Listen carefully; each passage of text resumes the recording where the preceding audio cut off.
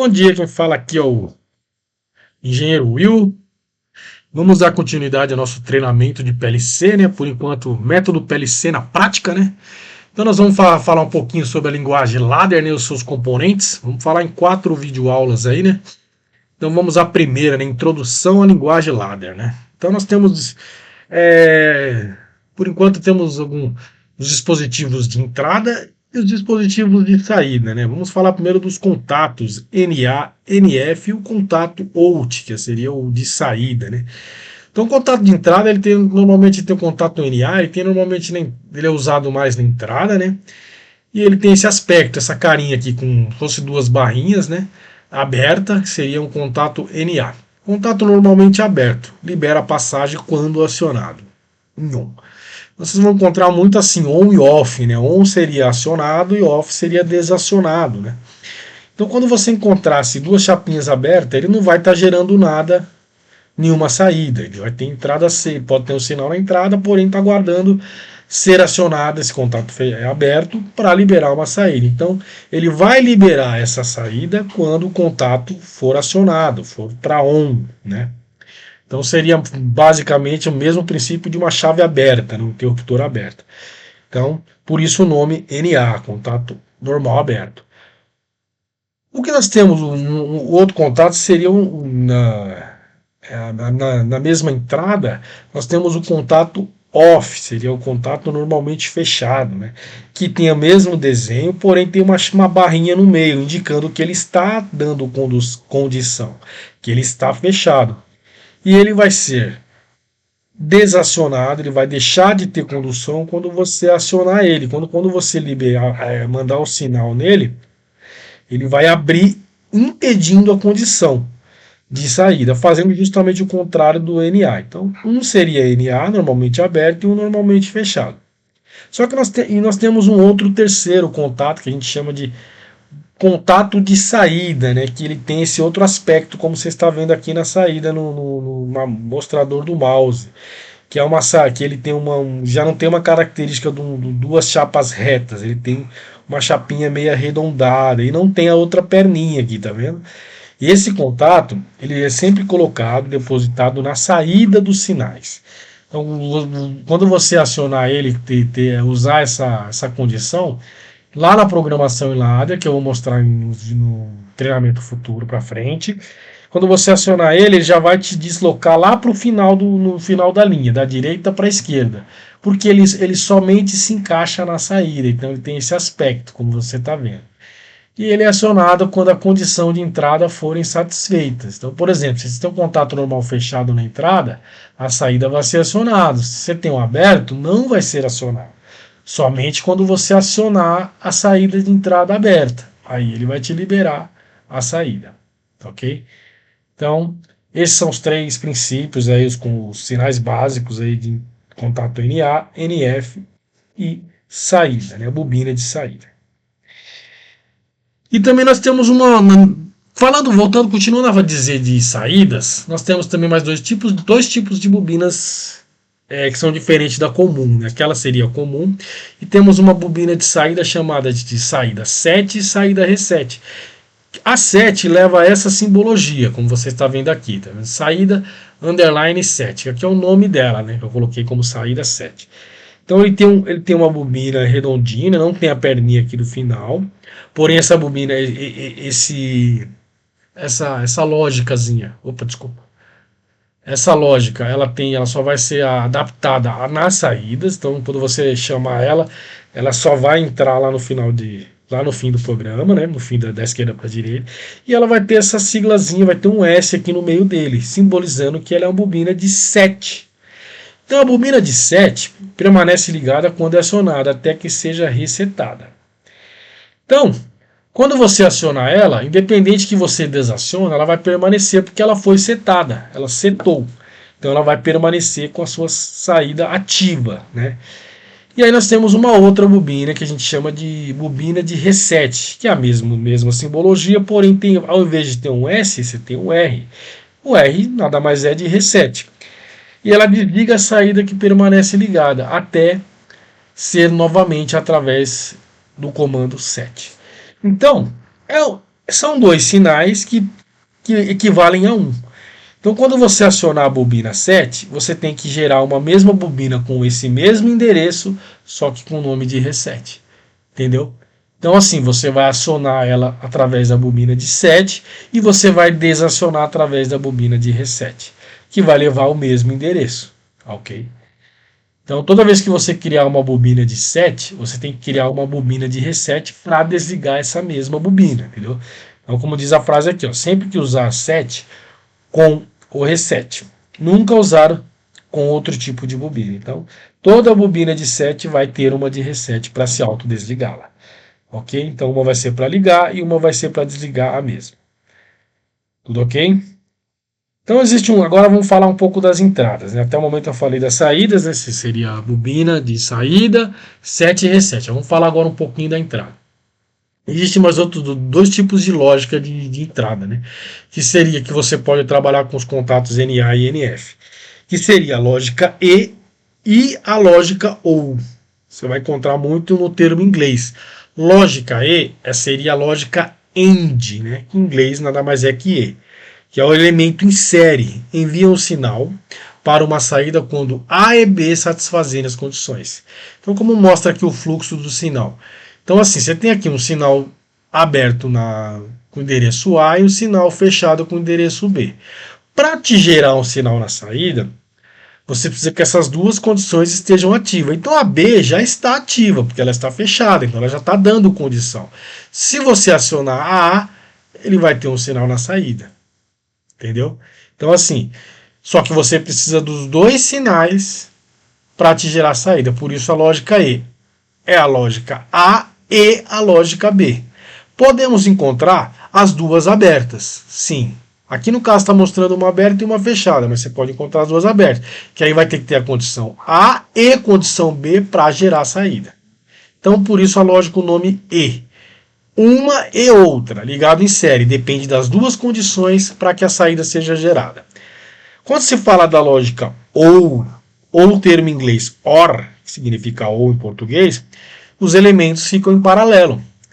Então envia um sinal na saída quando A ou B satisfazerem as condições. Então assim, ele vai te gerar sinal na saída quando um deles, ou a A ou a B, for gerar. Não vai ser uma e a outra, vai ser uma ou a outra, serem em paralelo. Então ele vai te, se o sinal A gerar a condição fechar o contato, aí vai te gerar a saída.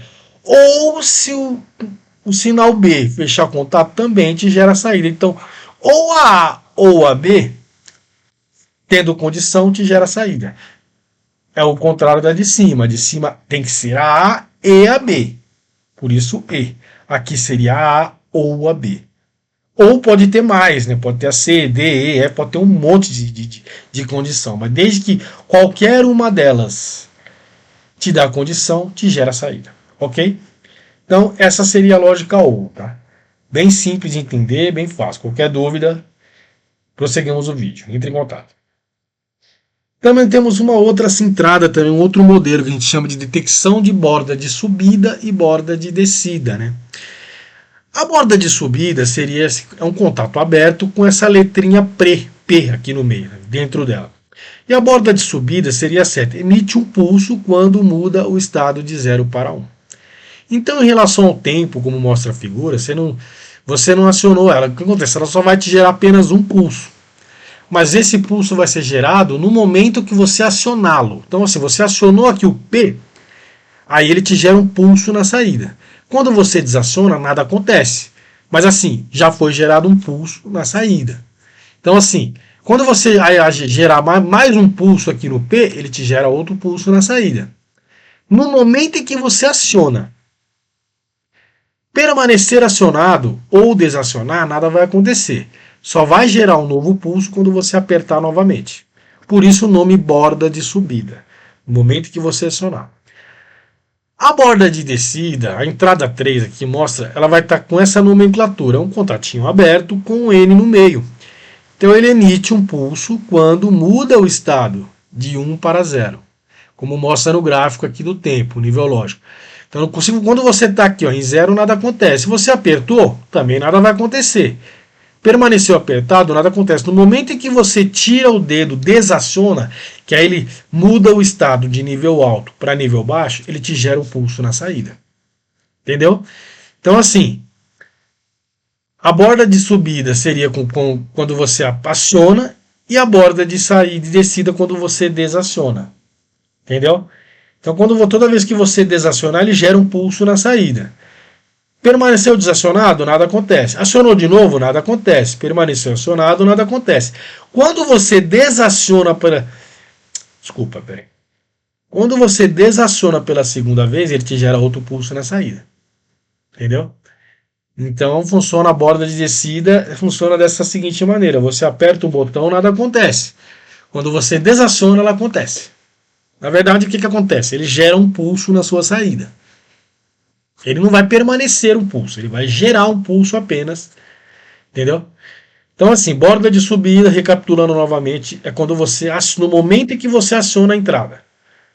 E a borda de descida é no momento que você desaciona a entrada. Claro? Bora ao próximo vídeo. Lógica de selo. Após o contato de entrada ser acionada, a bobina de saída liga e permanece o contato NF stop seja aberto. Então, vamos pensar aqui no desenho para ficar fácil de entender. Quando eu acionar essa entrada, que é o normal aberto, aqui o stop vai estar fechado, dando condição de gerar a saída. Só que eu estou com a entrada acionada. A saída vai permanecer ativada. Quando eu tiro o dedo da entrada, que eu tiro o sinal da entrada, automaticamente a saída vai sair. E como que eu faço para essa saída permanecer e não sair? Quando se trata de programação, quem controla são esses nomes que é dado aos sinais, as lógicas, ele tem uma grande importância. Então, assim, toda vez que eu faço uma função, ele faz a função oposta. Então, por exemplo, esse nome saída, se você verificar, ele tem também esse nome saída aqui embaixo. Eu posso utilizar essa saída em vários lugares. Desde que eu faça esse nome saída, eu posso usar como entrada, como saída, como for. Então o que acontece? Quando essa entrada é ativada, ele vai gerar a saída. Quando a saída é acionada, ele vai fechar esse sinal aqui, porque leva o mesmo nome. Então assim, já que essa foi ativada, essa também vai ser. Entendeu? E aí ele passa a vir a saída passa a ser alimentada agora por este outro local e vindo por aqui. Então, se eu tirar o dedo da entrada, ele vai permanecer ativado porque agora ele não vem mais por esse local, e sim por esse local. E aí essa denominação é chamada de lógica de selo. Entendeu? Então você acionou por uma entrada, acionou a saída que por sinal passou a ser alimentada por outro local que é por essa saída. Então ativou o selo e permaneceu acionada. Então, tanto faz eu desacionar essa entrada, que o selo vai permanecer por causa dessa saída que foi ativada por essa saída. Pô, Will, mas aí como que eu vou fazer para tirar essa saída? Simples. Ao acionar esse stop, eu vou abrir esse contato, tirando essa condição, e aí a saída vai se desligar, que por consequência essa entrada também vai se desligar, porque leva ao mesmo nome, né? E quando eu voltar ao botão, eu vou precisar de um novo pulso para ligar, porque ela foi desabilitada. Claro? Entendeu a lógica de selo? Então, acionou a entrada, liberou a saída, fechou um selo, por causa que fechou um selo dessa saída. Ao desacionar a entrada, permanece a saída ativada, vindo pelo selo que permaneceu. Quero desligar, aperto stop, desabilito essa entrada, abro esse contato, automaticamente vai desligar minha saída e vai desligar essa condição. Quando eu voltar ao stop, não vai ter condição nenhuma, a saída vai ficar fora, desabilitada, porque não tem entrada nenhuma mais acionada, aguardando o sinal de pulso da entrada. Então, lógica de selo bem clara, ok? A próxima lógica seria a lógica de intertravamento. Ela bloqueia uma das saídas até que a outra seja desligada. Então essa lógica é utilizada da seguinte maneira. É uma lógica que você tem dois locais para entrar, duas saídas independentes, que uma não pode ser acionada junto com que a outra esteja acionada. Entendeu? Ficou claro? Então vamos lá. Aí que eu vou voltar aqui. Quando eu acionar essa entrada, ela vai dar condição porque está fechado stop, ela vai dar condição dessa Y porque está fechado e vai acionar a saída B, que por sinal vai fechar um selo pela B. Então a B vai permanecer acionada. Independente que eu abra essa entrada, agora ela está vindo por este local, tá vendo? A B está entrada, está acionada. Só que ela vai também mandar um sinal. Eu posso utilizar esse B em várias outras lógicas. N lógicas. Por isso a vantagem do CLP. O CLP só trabalha com memórias. Então esses contatos têm infinitos contatos. Desde que eu possa trabalhar com eles infinitamente. Então automaticamente o B vai abrir essa condição. Então depois que o B entrou, se eu vir aqui apertar a entrada X, ela não vai liberar Y. Por quê? Porque, veja bem, vamos supor que a entrada X deu condição, o stop também deu condição, mas a B está aberta. Porque essa B foi acionada, então ela vai parar aqui e não vai liberar Y. Entendeu? De maneira nenhuma. Então, entendeu? Assim foi feito o intertravamento. A saída Y não pode sair porque a B está acionada. Entendeu? Qual a condição que eu consigo liberar agora a saída Y? Eu tenho que vir aqui no stop, apertar o stop, que aí automaticamente eu vou desativar a saída B, por consequência eu vou desativar o selo e por consequência eu vou voltar ao estado da B anormal fechado, liberando a entrada X para liberar Y. E aí eu venho, aí as duas está desligada, tanto A quanto a B. Agora sim, se eu vir apertar a entrada X, vai dar condição do stop, aqui vai estar fechado. Como o B agora não vai estar mais ativado, vai dar condição e eu consigo liberar a Y. Por consequência, vai fechar o selo aqui embaixo, aqui vai permanecer a Y ligada. E por outra consequência, vai abrir agora aqui a condição do B. Ele vai mudar o estado de fechado para aberto. A Y foi ativada. Agora, se eu tentar acionar a entrada A, vai ter condição do stop, só que a Y vai estar aberta, então não vai dar condição mais para B. Então, assim, por a Y estar ativada, a B não entra. Então, ela intertravou. Ela fez a mesma função anterior, só que agora para Y. Entendeu? Então, resumidamente, o que é a lógica de intertravamento? Eu tenho dois sinais de entrada, que seriam entrada A e entrada X, e tenho dois sinais de saída, saída B e saída Y. Só que as saídas não podem ser ativadas juntas, ou uma ou a outra. Então eu intertravo elas, pegando o sinal de uma, jogando no circuito da outra. Entendeu? Assim eu intertravo, eu faço o quê? Só vou ter condição de ativar uma ou a outra quando as duas estiverem desligadas. Isso é muito utilizado em cruzamento de fase, né? Você tem uma partida estrela-triângulo, por exemplo, que ou ela trabalha em estrela ou ela trabalha em triângulo. Se ela entrar as duas, o que vai acontecer? Ele vai cruzar as fases, vai dar um curto e vai explodir o circuito. Vai queimar o motor, Então, assim, quando você quer desativar uma coisa, quando uma condição entrou, só que eu não quero que a outra entre de jeito maneira, você intertrava dessa forma. Pega o sinal de saída de uma e intertrava na outra. Que aí, a outra, quando essa condição Y entrar, a B não vai entrar de jeito nenhum. Quando que a B vai entrar? Quando eu vim aqui apertar o stop e eu desabilito a Y, que vai cair o seu selo, e aí o Y vai abrir. As duas vão estar por sinal, tanto a saída A quanto tanto a saída B quanto a saída Y vai estar desativada, e aí vai dar condição de eu ativar qualquer uma delas à vontade por estarem as duas fora. Só que a partir do momento que eu ativar qualquer uma delas, a outra não vai ter condição de entrar, sendo a A ou sendo a X. Por consequência, a ativa B e a X ativa Y. Ok? Então, essa é a introdução, a primeira introdução à ladder, tá? Falei sobre os contatos NA, NF, bobina de saída, de out. Falei das condições da bobina 7 reset, né?